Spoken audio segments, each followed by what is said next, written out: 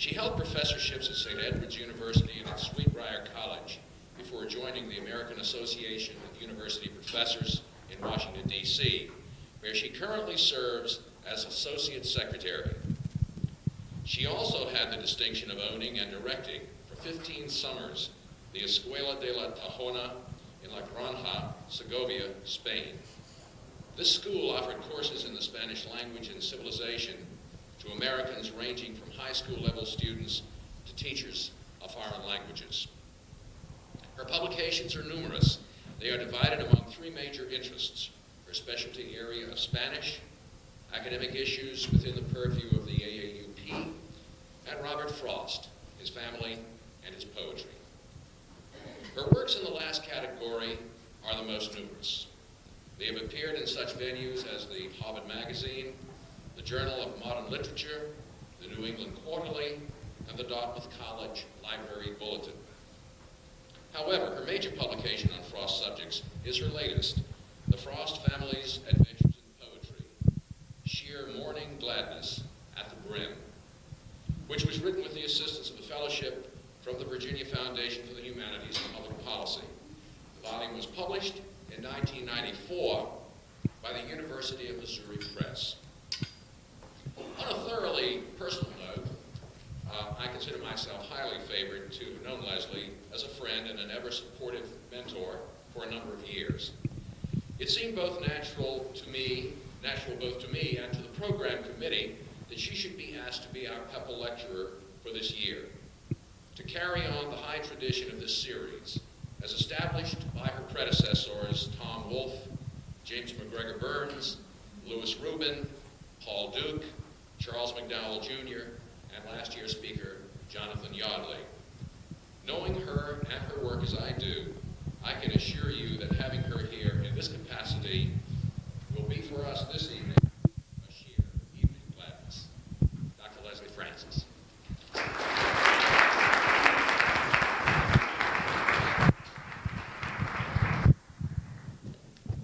Thank you so much for coming out. Can everyone hear me? No one can hear me, right? Is this working? No? Excuse me? What, is this the one? There's a light. Now, I want to make sure you all can hear me, so maybe if I move it back a little bit like that. Can you hear me now? Is everybody hearing me? Yeah. Please feel free to move up if it's not carrying all the way to the back.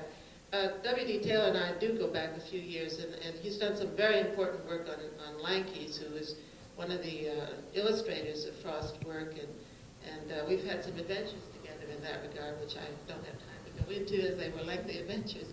But we've been trying to track down some materials, and we've been trying together to do some. He's got some books coming out. Illustrate his efforts in that direction. It's a pleasure to be at the University of Richmond. I was over the campus today. It's a beautiful campus. You should be very proud of this establishment and all that it's done, and the hospitality that I've already been extended. Thank you very much, and I appreciate being invited to be a Pepple lecturer and to do anything that helps libraries.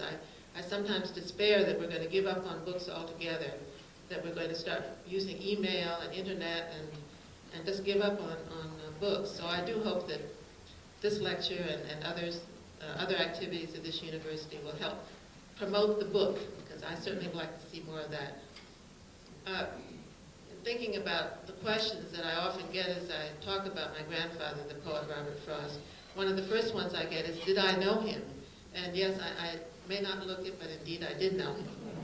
And I was in my 30s when he passed on back in 1963. I remember two very big events. He was not someone you just sort of dropped in on. He was a very busy man until his 88th year. He traveled around a great deal and went to many, many colleges and universities on many occasions. I believe you've been here, right? University of Richmond? How many times? Twice. Okay. So he wasn't someone you could just find. You really had to kind of track him down. And when I went to teach at Sweetbriar College, that was my first real teaching position at Sweetbriar. I managed to get him invited to come to the campus, which gave me a chance to visit with him. And in connection with that, of course, one of the events that occurred very shortly after that was the inauguration of John F. Kennedy. How many of you remember that event? You may have been little little children then, but I was already teaching at Sweetbriar, and I remember it very well. The other event was a little bit earlier in 1957. I joined him in England when he received honorary degrees at Oxford and Cambridge. At that time, I was working for the American government in Madrid. The inauguration, though, I was teaching at Sweetbriar. I was teaching Spanish there, and I was just finishing my doctoral work at Duke University. And I climbed into my little Volkswagen Beetle and started for Washington. And again, if any of you remember this, there was a blizzard, and I started out and I got chains put on my car, and I kept going and kept going. And these trucks were jackknifing and so forth, and cars were being abandoned on the side of the road, and I could barely see the road by this time. The visibility was very bad, but I did make it to Washington, and I did sit there. My car went dead immediately, the battery went dead. But I did sit through the inaugural event, and it was very moving. I was very glad I made it there. And you'll recall that there was a lot of glare and ice, and that my grandfather was unable to read the poem that he had prepared especially for that occasion. Do you remember what he did do when that happened? A number of people, like LBJ and so forth, tried to shade the manuscript, but he hadn't yet finished writing the poem. And there were emendations on it, and it was in elite type, and he was unable to read it. But fortunately, his memory was still excellent, and he read a poem. Do you remember which poem it was? Does anybody remember? No? No. Does anyone remember what the poem was? It's called The Gift Outright, and I think what I'll do, just sort of to get this warmed up in Fraustian tradition, I will read it. The Gift Outright. It mentions Virginia, so I think it's quite appropriate for this evening. The name of the whole poem was, see if it has a title, I'm not sure. Lost the place here. It's my turn to lose the place. This is a new book. By the way, I wanted to say this about, there's a lot of new interest in Robert Frost, and one of the new books that has come out is called the Library of America edition of his poetry. And it's really a very nice edition. It has the prose works in it as well as some of his plays that he never collected, and some of the poems that he never collected. Now, I'm only going to read this if I can find it, because the wind in here blew it, and I couldn't find it. Just a second.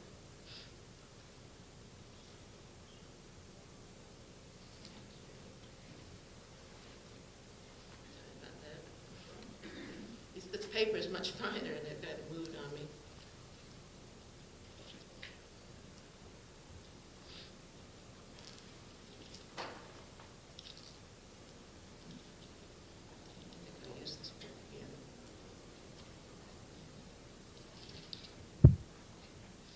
The gift outright. The land was ours before we were the land. She was our land more than 100 years before we were her people. She was ours in Massachusetts, in Virginia, but we were England, still colonials, possessing what we still were unpossessed by, possessed by what we now no more possessed. Something we were withholding made us weak until we found out that it was ourselves we were withholding from our land of living, and forthwith found salvation in surrender. Such as we were, we gave ourselves outright. The deed of gift was many deeds of war. To the land, vaguely realizing westward, but still unstoried, artless, unenhanced. Such as she was, such as she would become.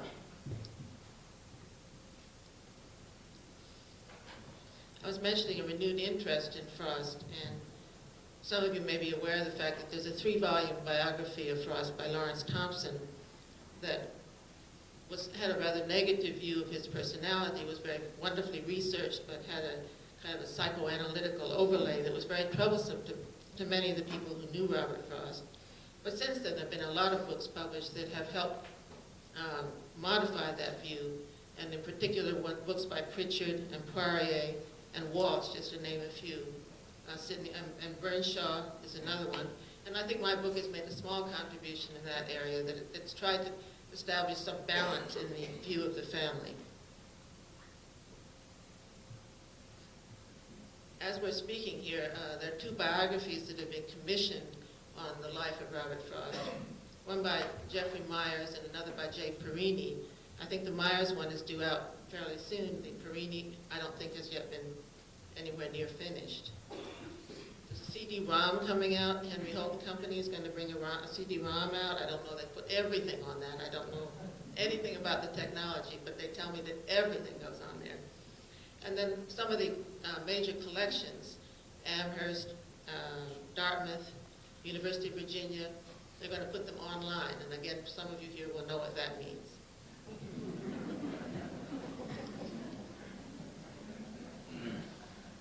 Also, there's another book that's going to be coming out. I just found out about this one last week.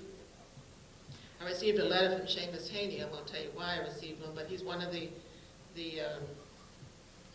Nobel laureates that has written a rather long essay about Robert Frost, a praising essay. But two other Nobel laureates had done the same, and completely independently of each other. One was Derek Walcott, and the other was Joseph Brodsky. And these three essays by these three Nobel laureates are going to be published in one book, in one volume called A Homage to Robert Frost. In this letter from Haney, he refers to this book. That's how I know about it. It's coming out. Ferris Strauss is bringing it out in the fall. He says of it that it's a kind of retroactive tribute, a coded message to say that he too should have heard from Stockholm that we are his pupils.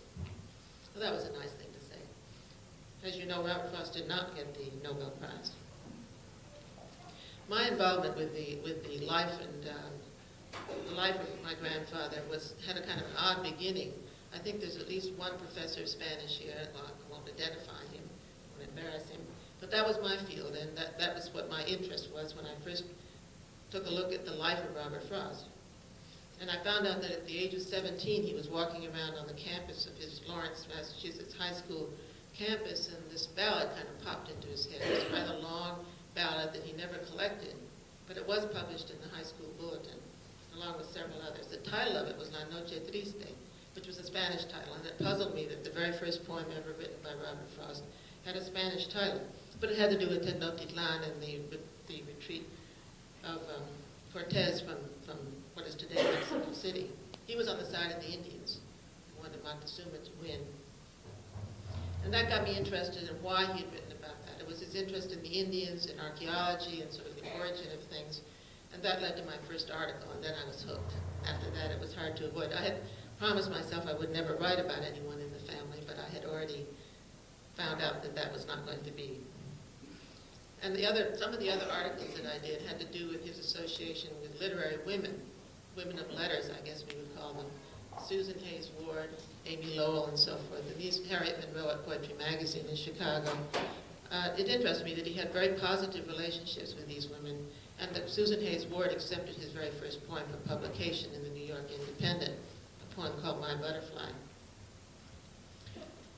What attracted me to the early Frost biography was the special quality of the family life that enriched Robert Frost's poetic imagination. And this is what I hope comes out in the book. You may recall that we called him RF in the family, by the way, so this talk I'm giving you now, I will refer to him as RF. You can call him Mr. Frost, Robert, whatever. I found in the book I had to kind of shift the name to fit the context. I think the editor got a little upset with that, but we stuck with it. You may recall that RF was born in San Francisco in 1874, leaving that city with his sister Jeannie and his mother Isabel Moody Frost. Isabel Moody Frost was born in Scotland. With his mother Isabel Moody Frost, upon the untimely death of his father, William Prescott Frost.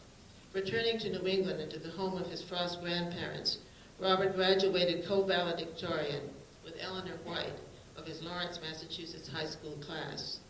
Already committed to being a poet, he had made up his mind. And that's a thread that runs all the way through his life. Robert attended Dartmouth College only briefly. He would have to wait for Elinor to graduate from St. Lawrence University before they were married. She graduated from St. Lawrence University in 3 years, and then they were able to get married. He was not happy about having to wait those 3 years. The struggle to write and provide for his growing family led to Robert's departure from Harvard College in his second year there, and to his return to his mother's school in Salem, New Hampshire. By the year 1904, we find the Frost family settled on the dairy farm, and it's now a homestead there. It's been taken over by the state. Robert, Elinor, and their 4 offspring my mother Lesley, the eldest, her two sisters Irma and Marjorie, and her brother Carol. One of the things I want to hope that you'll get from this talk, and I hope also more so from the book, is the feeling of this family the dynamics of the Frost family during this period. The period I'm talking about is roughly 1900 to 1915. After 1915, the family broke up as a family because the children grew up and started to move away. So the first poem that I want to read to you from that period is called The Pasture, and it's a poem that Frost used as sort of an introduction to many of his collected poems. And you'll see why. The pasture. I'm going out to clean the pasture spring. I'll only stop to rake the leaves away and wait to watch the water clear. I may. I shan't be gone long. You come too. I'm going out to fetch the little calf that's standing by the mother. It's so young it totters when she licks it with her tongue. I shan't be gone long. You come too. Not only does it come at the head of the collection of his poems, but he used it as the title of a book of his own poems selected for young people. You Come Too. That's the title of the book, You Come Too. It's an invitation. It has, I think, kind of the feel of that period in his life. Amidst the sometimes harsh life on a New England farm at the turn of the century, Robert and Elinor created an Alice in Wonderland with its suspension of disbelief, a world of enchantment, of castles built in air, teaching their 4 children to rely on imagination, work, and play, rather than material conveniences. What we learn, what Robert and Elinor Frost had learned and then passed on to their children and grandchildren, is that the best in us as artists is present in our childhood. The freedom from conventional perspective, trampling the fantasy, the freedom of association, the trusting view of life and freshness of response that reduces the distance between reader and writer are all strongest in the child. We learn that education by poetry is education by metaphor. I think young people have insight, R.F. wrote. They have a flash here and a flash there. It is like stars coming out in the sky in the early evening. They have flashes of light. They have that sort of thing which belongs to youth. It is later in the dark of life that you see forms, constellations. And it is the constellations that are philosophy. It is like forcing a too early mathematics on a child, to bring him to philosophy too young. We have system and we have plan all too soon now. You know too well and have convictions too well by the time you are 40. The flashing is done, the coming out of the stars. It is all constellations. Elinor and Robert formed a pact with their marriage to protect the integrity of his poetic talents, the subtlety and originality of his work, in spite of constant pressures from his grandfather and from Elinor's relatives to quote-unquote make an honest living. Years later, R.F. wrote his friend Louis Undermeyer that his wife, quote, seems to have the same weakness I have for a life that goes rather poetically. Only I should say she is worse than I. She always knew I was a good poet, but that was between her and me, and there I think she would have liked it if it had remained at least until we were dead. She's especially wary of honors that derogate from the poetic life she fancies us living. I've always thought that would be another great title, A Life That Goes Rather Poetically. I think that sums up the life of Robert Frost and Elinor. I knew from my own experience that R.F. enjoyed domestic intimacy and the continuity of reassurance essential to his art that it provided him. He actively participated in shaping the young lives of his children and of his many students. He drew special strength from Elinor in joining together vocation and avocation, life and metaphor. By the way, at the Oscars, I understand that idea of joining together vocation and avocation, that someone actually got up and quoted Robert Frost rather than just reading a list of names that they were thanking. I was out of it by that time, but I heard about it the next day. I wonder if any of you know where that comes from. The romance and the reality mixed in a heady brew in those halcyon days, and the family's closeness contributed to a sense of quote-unquote sheer morning gladness at the brim. Again, many of you may know what that line comes from, and I thought I might read that poem as well. I'm picking poems that I think give a feel of that period in the lives of the Frost family. The Tuft of Flowers.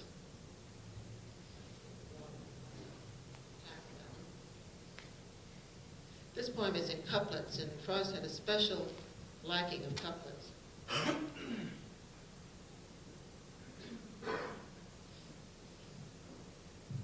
The tuft of flowers. I went to turn the grass once after one who mowed it in the dew before the sun. The dew was gone that made his blade so keen before I came to view the level scene. I looked for him behind an aisle of trees. I listened for his whetstone on the breeze. But he had gone his way, the grass all mown, and I must be, as he had been, alone. As all must be, I said within my heart, whether they work together or apart. But as I said it, swift there passed me by on noiseless wing a bewildered butterfly, seeking with memories grown dim o'er night some resting flower of yesterday's delight. And once I marked his flight go round and round, as where some flower lay withering on the ground. And then he flew as far as I could see, and then on tremulous wing came back to me. I thought of questions that have no reply, and he would have turned to toss the grass to dry, but he turned first, and led my eye to look at a tall tuft of flowers beside a brook, a leaping tongue of bloom the scythe had spared, beside a reedy brook the scythe had bared. I left my place to know them by their name, finding them butterfly weed when I came. The mower in the dew had loved them thus, leaving them to flourish, not for us, nor yet to draw one thought of ours to him, but from sheer morning gladness at the brim. The butterfly and I had lit upon, nevertheless, a message from the dawn that made me hear the wakening birds around, and hear his long scythe whispering to the ground, and feel a spirit kindred to my own, so that henceforth I worked no more alone, but glad with him I worked as with his aid, and weary sought at noon with him the shade, and dreaming as it were held brotherly speech with one whose thought I had not hoped to reach. Men work together, I told him from the heart, whether they work together or apart. He rediscovered that line, but from sheer morning gladness at the brim later in life when he was out lecturing, it came to him that that was a line that meant a great deal to him. That idea of doing something not to draw attention to yourself at all, but just from sheer morning gladness at the brim. It's hard to get that back once you lose it. My mother's journals, that's my mother Lesley Frost, she was writing journals from a very young age. My mother's journals from this period help us understand what motivated the struggling poet in the years just prior to public recognition in England and America. We learn how R.F. benefited from the routine activities that allowed him to ruminate on and mull over the constant flow of impressions. People thought he was lazy, but that's what he was doing. And I just heard a tape today about the life of Lincoln, and the same thing happened when he was young. He was writing poetry, sitting under a tree reading, and his father thought he was very, very lazy. To apply with all kinds and types of talking companions his by now carefully thought out philosophical and psychological orientations. For the Frost children, life on the dairy farm was relaxed and varied. Activities divided up the day, tending to the farm animals, writing and playing school. Both parents were certified teachers, so they played school, that was the idea. Chasing the cow or a stray bull, going into town to shop with Mama or Papa, they called them Mama and Papa. Or in the evenings, playing card games or reading aloud. Irregular hours were part of their at-home schooling. Their imagination was stimulated by these activities and by the direct, close observation of nature. Nut gathering, bringing bouquets of wildflowers from the cranberry bog for Mama, taking long walks with Papa. On these walks, the children, especially Lesley, shared their father's peculiar receptiveness to their natural surroundings. The alders beside Hyla Brook, the groves of pine, chestnut, or maple trees, swinging birches, sitting on stone walls, imagining the neighbors' woods with goblins and fairies, watching for falling stars, or chatting for hours with friends in town. Through their journal entries, R.F. expected the children to convey the excitement of discovery on the farm, the fun and laughter, the startling and sometimes scary events, and the overcoming of fear. Fear of the cold nights, the dark cellar, sudden movements of animals in the woods, the sound of gunfire, or too much snow, too fast from a snowstorm coming on. RF had his children confront their fears by writing about them. He devoted a lot of energy to overcoming anxieties, his own and those of the people he loved, using poetry to beat back the dark or wrest some victory out of loss. One of the little exercises he thought up, and it was written up in the journals of the children, was that this was at nighttime, he took coins and he put them down on a stump down at the end of the road, and each child had to go and retrieve a coin by himself or herself, and then that coin would be his or hers. But that was a way to get over the fear of the dark. He was also, the children didn't know that Robert Frost wanted to be a published poet, even though he was already in his 30s and had not yet published any book of poems. He was publishing, individual poems in magazines here and there, but he had no book. So they were all writing. The children were writing, he was writing, and they were sharing these experiences. One of the poems that he wrote for his children, and I thought it was written for me when I was growing up, was called The Last Word of a Bluebird, and I will read that to you. The original title of this poem, and I think at a time when he wasn't thinking about it being published, was The Message the Crow Gave Me for Lesley One Morning Lately When I Went to the Well. That was the original title. It became The Last Word of a Bluebird. As I went out, a crow in a low voice said, "Oh, I was looking for you. How do you do? I just came to tell Lesley, will you, that her little bluebird wanted me to bring word that the north wind last night that made the stars bright and made ice on the trough almost made him cough his tail feathers off. He just had to fly. But he sent her goodbye and said to be good and wear her red hood and look for skunk tracks in the snow with an axe and do everything, and perhaps in the spring he will come back and sing." As I say, as I was growing up, I thought that was written for me because it has my name in it.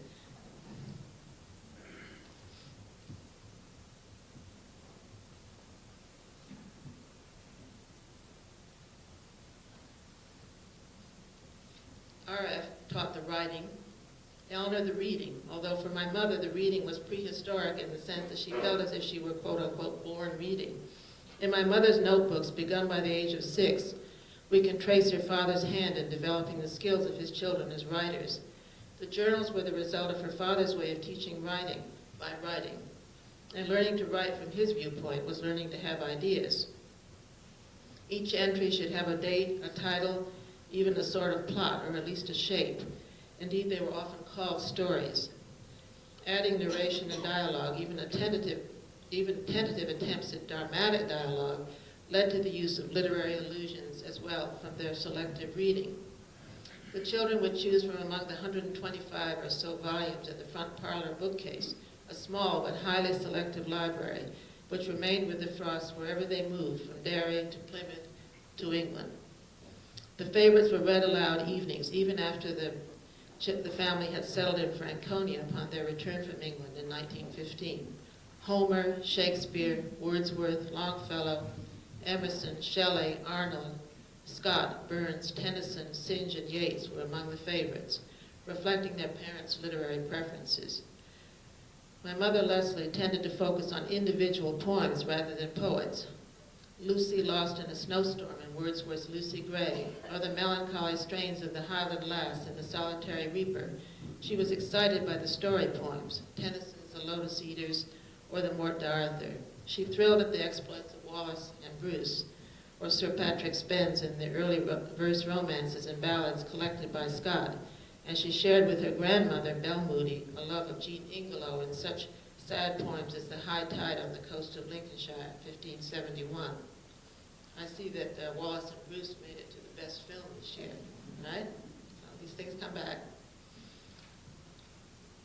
Lesley's name, in fact, came from another family favorite, Robert Burns' Ye Bonny Lesley. While life on the dairy farm was relaxed, it was intimately associated with my grandparents' ongoing preoccupation with their children's upbringing. Lesley, like her sisters and brother, excused from the school in Derry Village, recalls that she was, quote, taught the alphabet on a typewriter, and by the age of 3 was writing phonetically but legibly on the machine.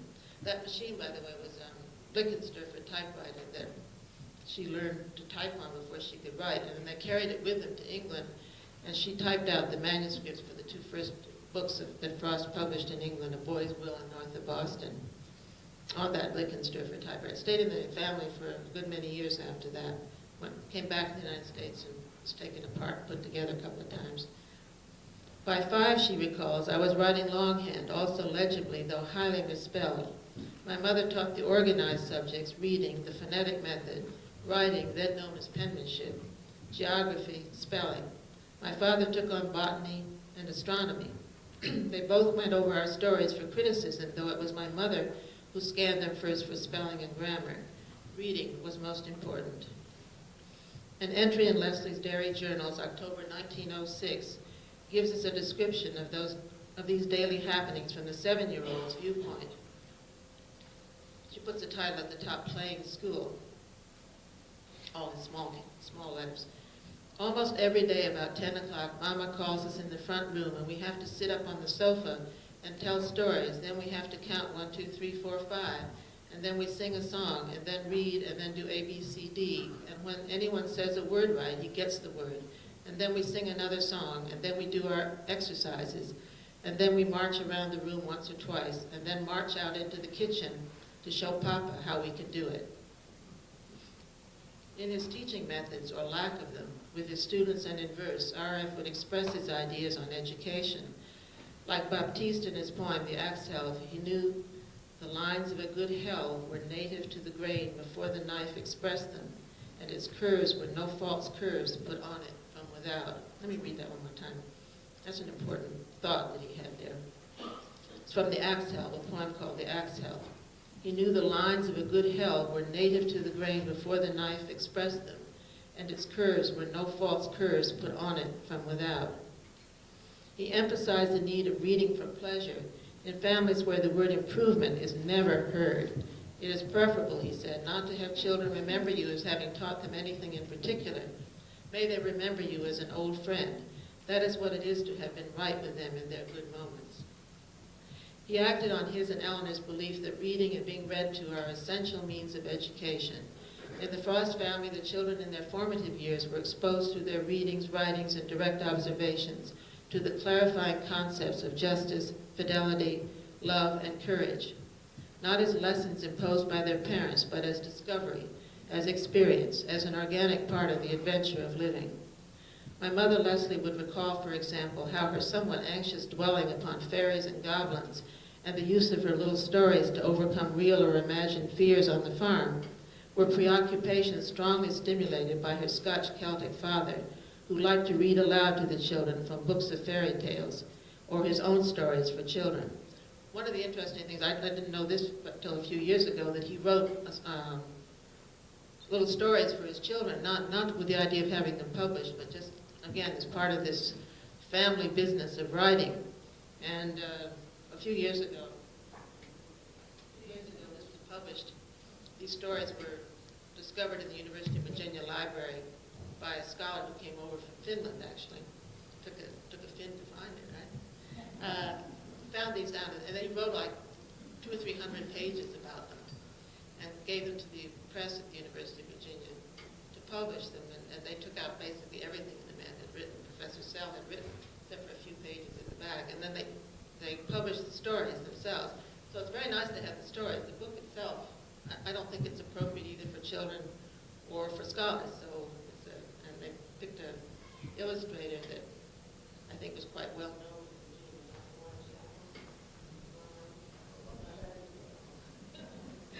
Well, anyway, he did illustrate these stories. I'll just read one or two of them, of the very short ones, because I don't have time to do more than that.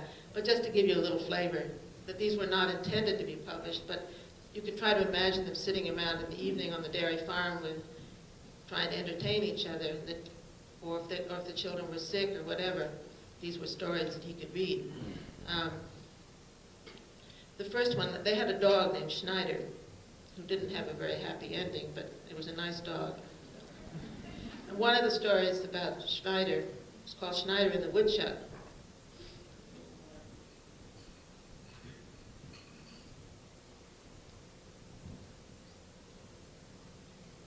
Schneider and the Woodchuck. One day Schneider chased a woodchuck down his hole and began digging after him like everything. But the woodchuck had 2 holes, And he came up out of the other one and sat up and said, "I see your tail, Schneider, I see your tail." Schneider ran over and chased him down that hole and began digging there. Then the woodchuck came up out of the first hole and sat up and called again, "I see your tail, Schneider, I see your tail." Schneider was so mad that he gave up and went home. The woodchuck laughed and said, "Goodbye, Schneider, come again." Schneider said, "Oh, stop talking, woodchucks can't talk." And the woodchuck said, "Neither can dogs." And then the last line, "That's so, they can't."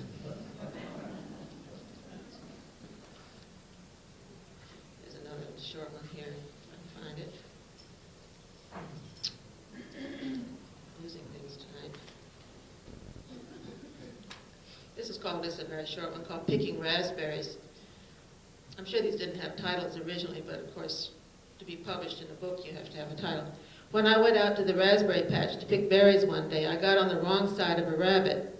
The poor little fellow couldn't get home because I was in the way. He had to hide till I got through picking. He cuddled down in a dark place just like a little lost ball that won't tell you where it is. He trembled as if it was winter, but it was only raspberry time. He had to stay there 2 quarts.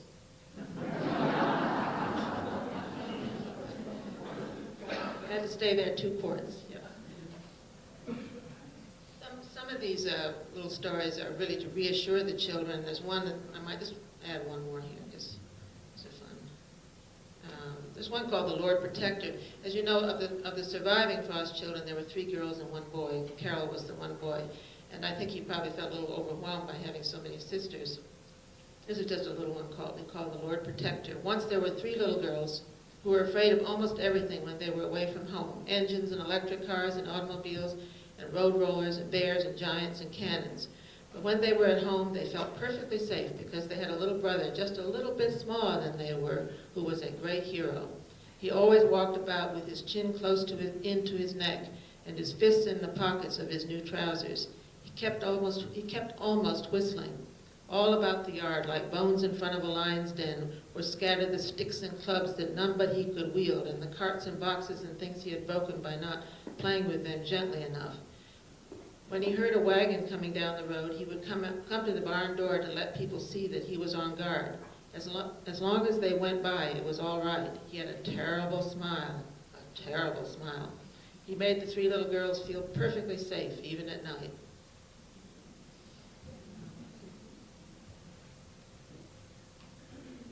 He never intended to have these published. But they do give you a little feel of the way his mind worked with words and what he referred to as the sound of sense.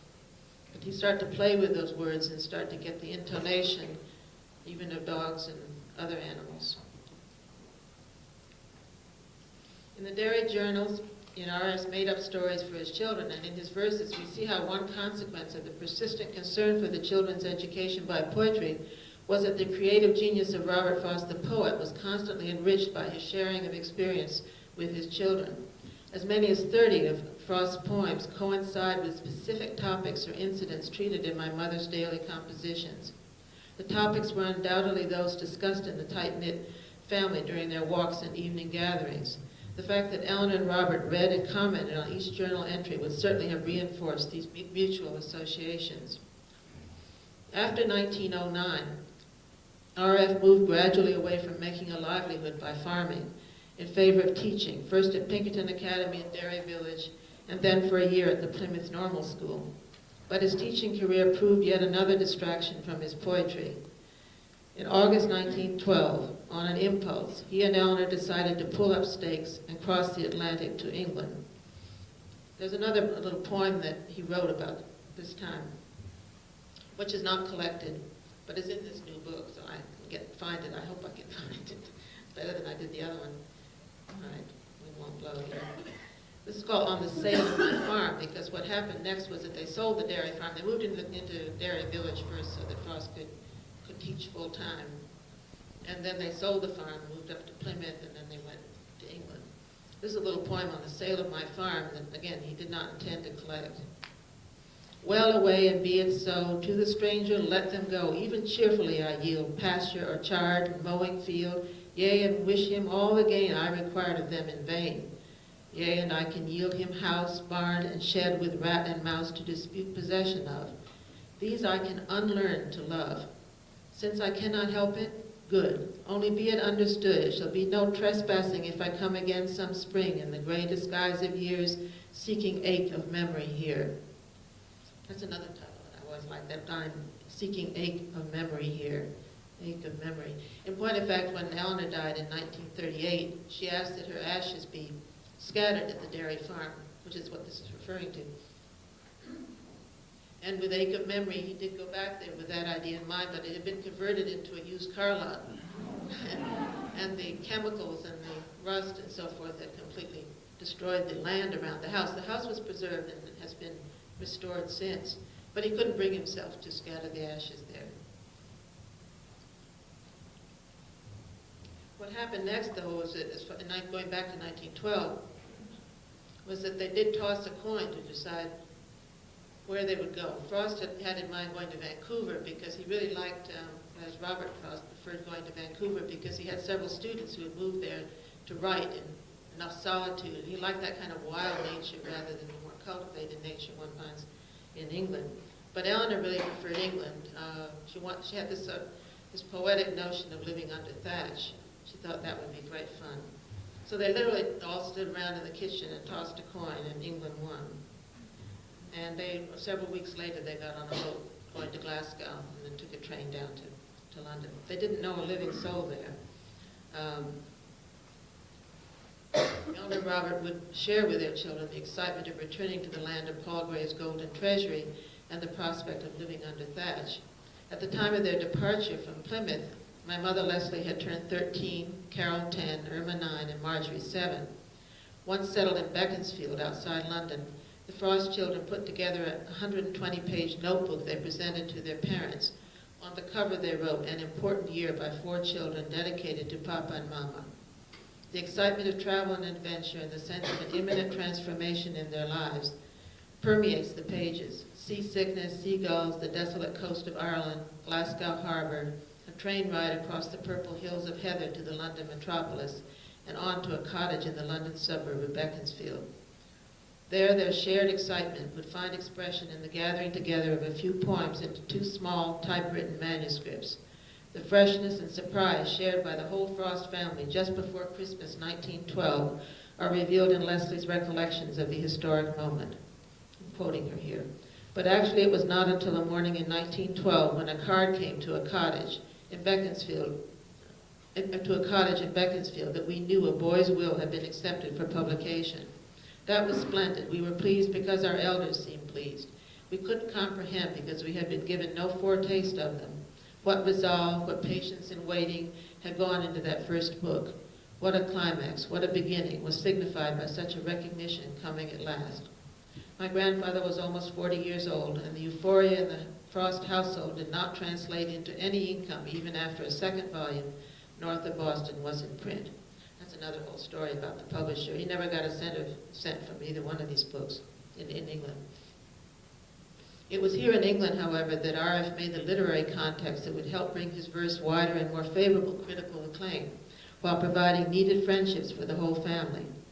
Through contacts he made attending the opening of the Poetry Bookshop in London, he would meet many of the aspiring and successful poets of the pre-World War I period, including Pound, Yeats, and the so-called Georgian poets Abercrombie and Gibson. It was in this most casual of atmospheres that Robert met the journalist critic Edward Thomas.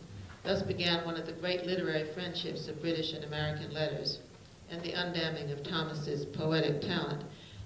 Just as a little digression here, Thomas went on to write some very, very fine poetry in the short time that was left to him. He was killed in the First World War in 1917.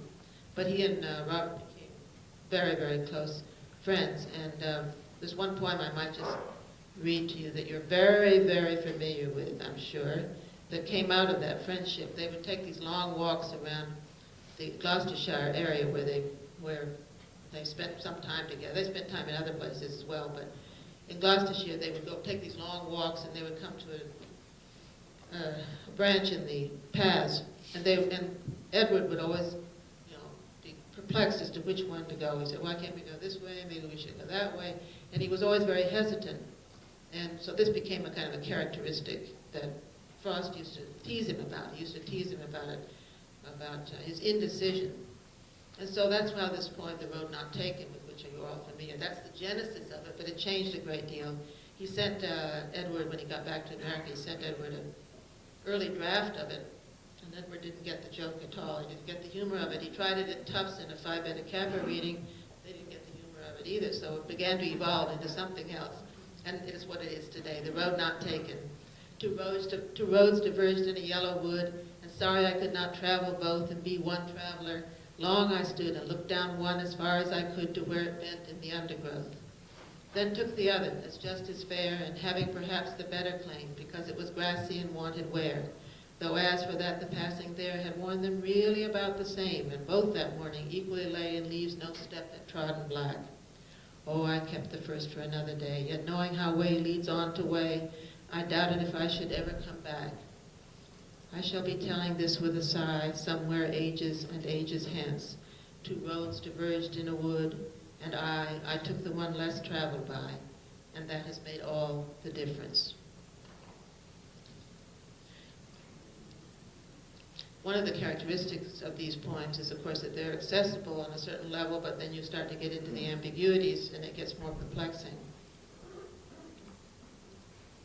But that friendship between Thomas and Frost is another story for another day, but it is a remarkable one in many ways.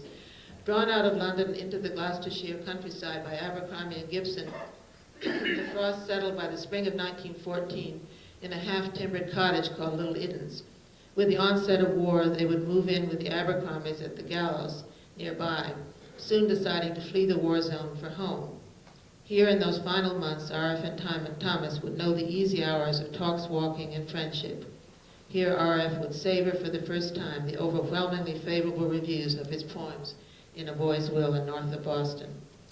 Friends in England remarked on the resourcefulness of the Frost children despite seeming deprivations and the normal problems far from home. Undaunted by the often difficult physical circumstances and nurtured by their parents as teachers, Lesley and her sisters and brother continued to find writing projects that built on the early journals kept while on the farm and dairy.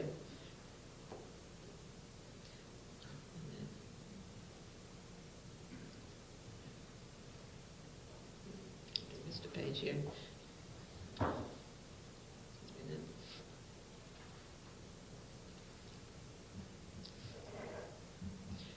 What they, I seem to have missed something here anyway.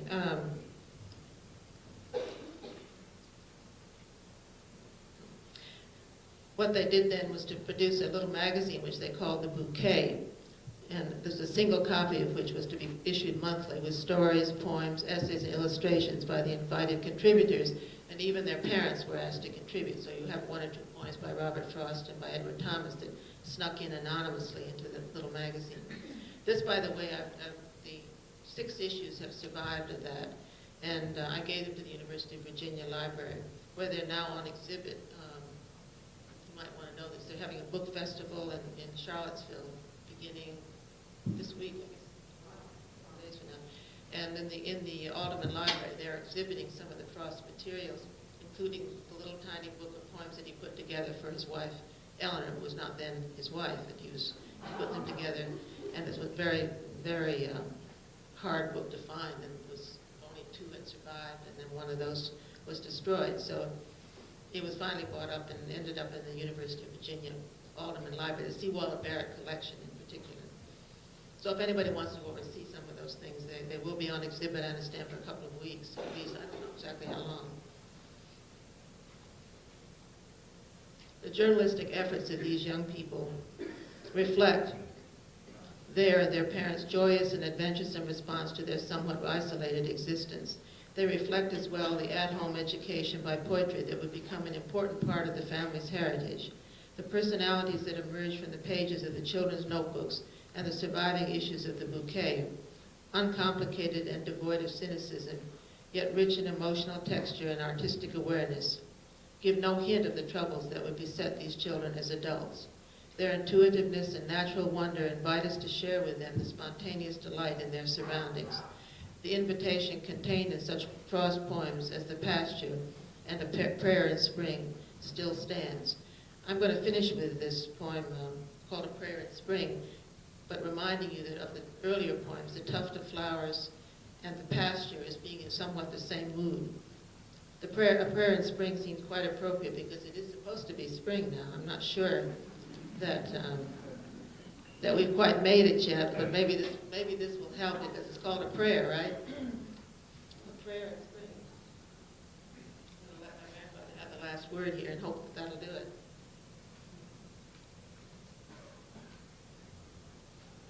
A prayer in spring. Oh, give us pleasure in the flowers today, and give us not to think so far away as the uncertain harvest. Keep us here all simply in the springing of the year. Oh, give us pleasure in the orchard white, like nothing else by day, like ghosts by night. And make us happy in the happy bees, the swarm dilating round the perfect trees. And make us happy in the darting bird that suddenly above the bees is heard, the meteor that thrusts in with needle bill, and off a blossom in mid-air stands still. For this is love, and nothing else is love, the which it is reserved for God above to sanctify to what far ends he will, but which it only needs that we fulfill. Thank you very much.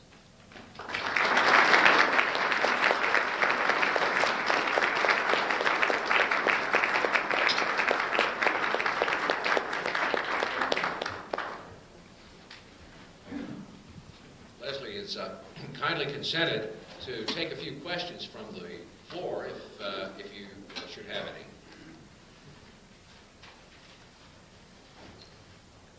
Yes. What is your earliest memory of your grandfather?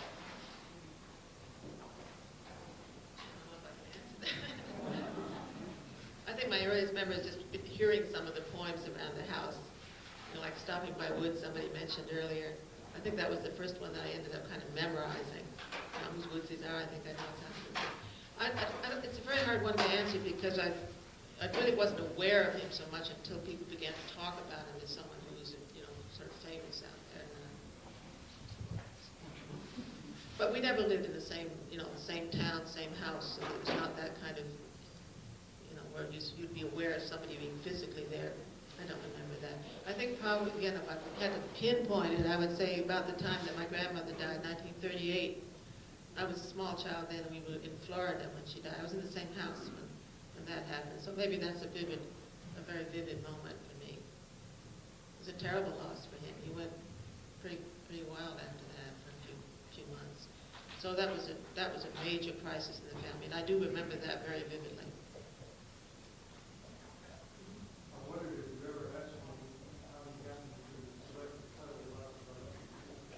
Well, that was what they call the retreat from Tenochtitlan. That was what it was called. And he'd read Prescott's History of Mexico. Is that what it's called? I may not say the title right. And Prescott was a distant relative, although that was not in his mind at the time. But he was reading all of those histories, and he was very taken by that story of Cortez. And they called it La Noche Triste. This means the sad night that when Cortez retreated and regrouped, and of course we know how it all came out. But he was on the side of the Indians there in the Indian Wars.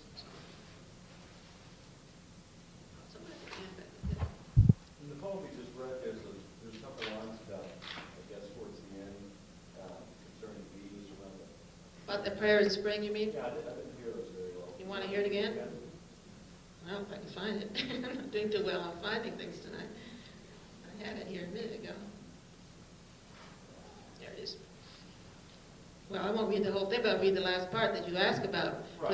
For this is love, and nothing else is love. But no, you asked something earlier than that, didn't you? Yeah, bees around it. The bees. You want to hear about the bees? Right. Okay, well that's way back.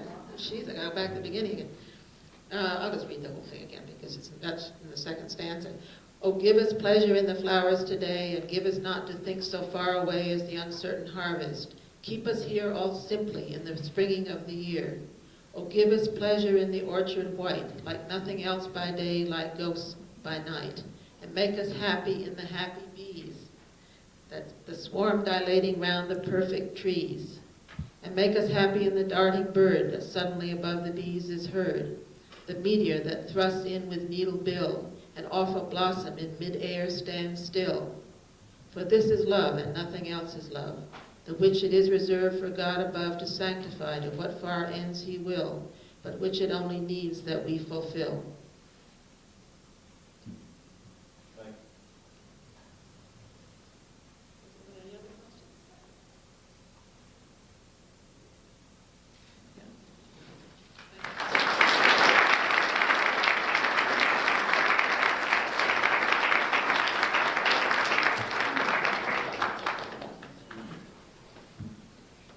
Thank you again for coming, and we hope you'll all stay and join us for refreshments at the back.